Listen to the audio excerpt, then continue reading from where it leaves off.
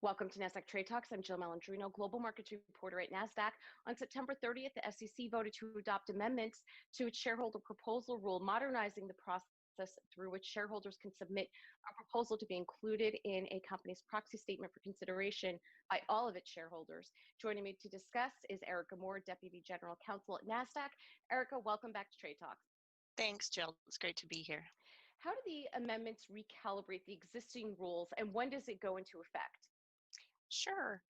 So for those who don't know, the shareholder proposal rule is a provision in the SEC's proxy rules that allows shareholders of a company to submit a proposal to be acted on at a company's annual meeting and have that proposal included in the company's proxy statement. So what the amendments did, as you said, was recalibrate both the eligibility, so the initial requirement to submit a proposal, and then the resubmission threshold. So that applies, if a company or if a proponent has submitted a proposal before and it didn't pass and they want to submit it again. So essentially what the SEC did was just increase the thresholds for both of those a bit because they haven't been revised in many years. On the eligibility threshold under the current rules, it only required a shareholder to own $2,000 worth of stock for just a year to submit a proposal. So what the SEC did was try to incent a bit more long-term ownership, and they created a tie between the length of time that the shareholder owns the stock and the value required to be held to submit a proposal. So the longer you hold the stock, the less of an amount that you can hold. So if you hold the stock for 3 years, you only have to hold $2,000 worth to submit a proposal. 2 years, $15,000 worth, and 1 year, $25,000 worth. So on the resubmission thresholds, the current rules look back over past 5 years and see how many times you've submitted the proposal and the votes received to determine whether you can resubmit. So if you've submitted 1 time in the past 5 years, you can resubmit if you only got 3% of the vote, which is very low. If you submitted 2 times, you can resubmit if you got 6% of the vote.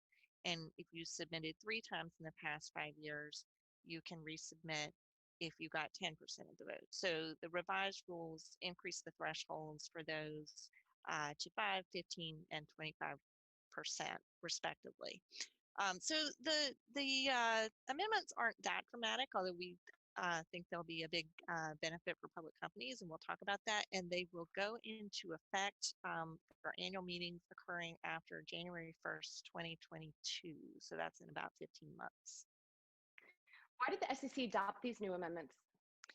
So before these amendments, the SEC had not significantly revised its shareholder proposal rules in 35 years.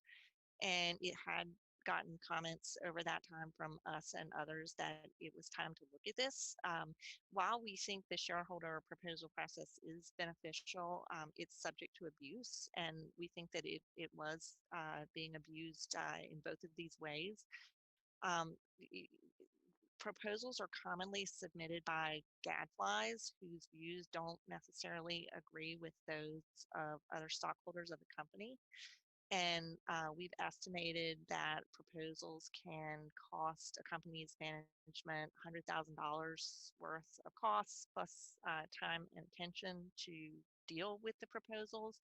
So I think the SEC felt, and we agree, that for a shareholder to submit proposals, they should at least have some heightened eligibility and resubmission thresholds in order to ensure that they're not wasting management's time to the detriment of other stockholders. What is Nasdaq's position on the proxy process? So we pay close attention to the proxy process because it's something that our listed companies are interested in. On this specific point, shareholder proposals, we commented as far back as 2014. And we included this specific issue in our revitalized blueprint to reinvigorate capital markets in the U.S. And this is something we've been fighting for as part of that for the last 3 years, as well as some revisions to the rules regarding proxy advisory firms, which we're happy to say that the SEC did in July of this year. We understand that the SEC on its long-term rulemaking agenda is looking at some further proxy plumbing issues, and we'll be eager to see what they do there and to make recommendations, particularly around the use of intermediaries in the proxy process. But with that said, we think that the recent actions in the past couple of months by the SEC on proxy advisory firms and shareholder proposals will go a long way toward improving the process for public companies.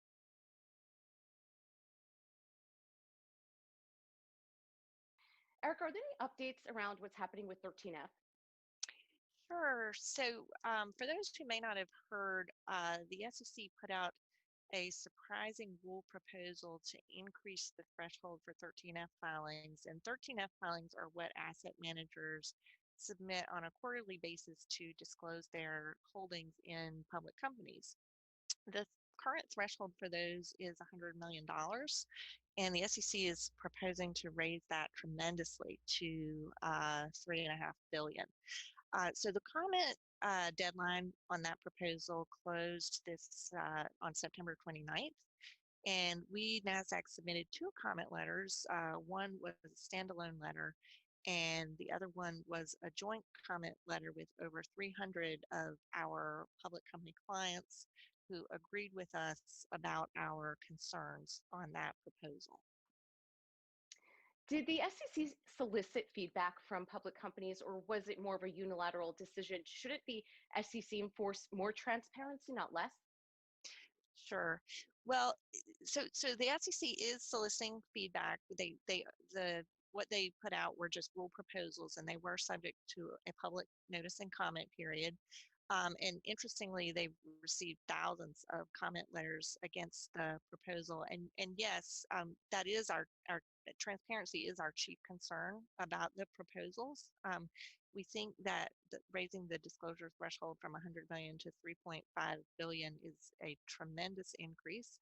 And our concern is that it would cost public companies insight into their shareholder bases, because public companies rely on those 13F filings to determine who their shareholders are.